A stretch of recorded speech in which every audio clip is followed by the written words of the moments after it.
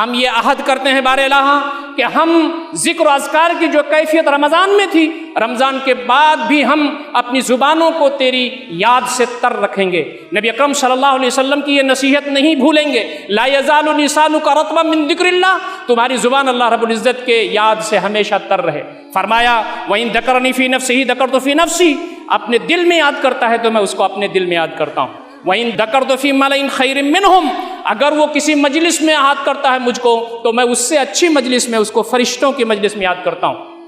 آپ گواہ رہیے گا، میں یہ بات یقین کے ساتھ یہاں اسٹیج سے کہہ رہا ہوں کہ ہم لوگ اللہ رب العزت کا تذکرہ اس جمعے کے خطبے میں کر رہے ہیں، مجھے یقین ہے کہ اللہ رب العزت ہمارا تذکرہ فرشتوں کی مجلس میں اس وقت فرما رہا ہوگا۔ یہ جو سعادت ہے بہت بڑی بات ہے۔ اور فرمایا پریشان نہ ہو، گھبراؤ نہ ہو، آزمائشوں سے تم دل گرفتہ نہ ہو، یہ جو بندے ہیں ان کو بھی میں آزما رہا ہوں، اور جو مسلمان ہیں پورے دنیا کے اور تم جو ہندوستان میں ہیں تمہیں بھی آزمایا جا رہا ہے۔ یاد رکھو میں تمہارے ساتھ ہوں۔ وَإِنْ أَتَانِي بِشِبْرٍ أَعْطَيْتُهُ دِرَاعًا، میری طرف اگر کوئی ایک بالشت آتا ہے تو میں اس کی طرف ایک ہاتھ آتا ہوں۔ وَإِنْ أَتَانِي دِرَاعًا أَتَيْتُهُ باعًا، میری طرف کوئی اگر ایک ہاتھ آتا ہے تو میں اس کی طرف ایک گز آتا ہوں۔ وَإِنْ أَتَانِي يَمْشِي أَتَيْتُهُ هَرْوَلًا، چل کر کے کوئی میری طرف آتا ہے تو لپک کر کے میں اس تک پہنچ جاتا ہوں۔ اتنا عظیم ہے ہمارا رب، اس کی یاد سے اپنے دل کو تر رکھنا، اپنی زبان کو تر رکھنا یہ ہماری ذمہ داری ہے۔ اور یاد رکھیے یہ جو ذکر اللہ کی کیفیت رمضان کے درمیان تھی اس کو ہمیں آگے بڑھانا ہے۔ ہم نے رمضان میں یہ دیکھا کہ غربا، مساکین، یتیم، لاچار، مجبور، مستحقین کے ساتھ ہمارا رویہ کیا ہونا چاہیے۔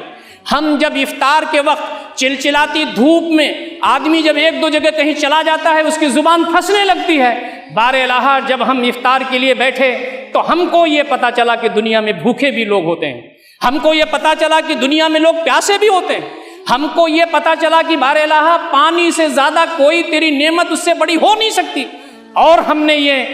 عبرت کی نظر سے دیکھا کہ میرے مالک اس زمین کی سوتوں میں سے اگر پانی تو اٹھا لے تو ہمارے لیے کتنا کرائسس اس زمین پر آ جائے گا۔ وافر مقدار میں تو پانی اپنے بندوں کو دے رہا ہے، آکسیجن دے رہا ہے۔ ان تعدوا نعمت اللہ لا تحصوها، اللہ رب العزت کی نعمتوں کو شمار کرو تو تم شمار نہیں کر سکتے۔ میرے مالک ہم تجھ سے یہ عہد کرتے ہیں کہ ہم تیرے بندوں کے ساتھ اچھا برتاؤ کریں گے، ہم یتیموں کے ساتھ اچھا برتاؤ کریں گے، ہم بیواؤں کے ساتھ اچھا برتاؤ کریں گے، ہم غربا اور مساکین کے ساتھ اچھا برتاؤ کریں گے۔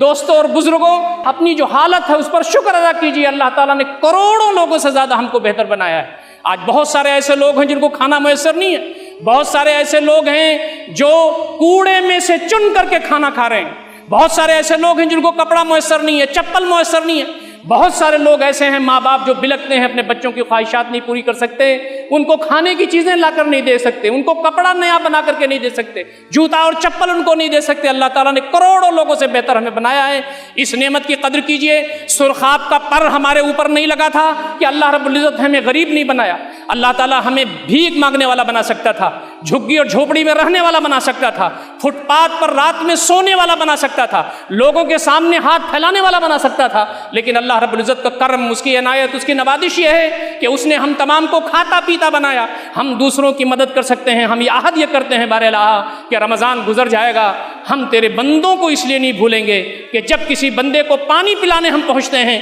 جب کسی بندے کو جو بھوکا ہوتا ہے کھانا ہم کھلانے پہنچتے ہیں تو تو یہ فرماتا ہے کہ میں وہاں موجود ہوتا ہوں اور قیامت کے دن میں اس کو اس کا بدلہ دوں گا۔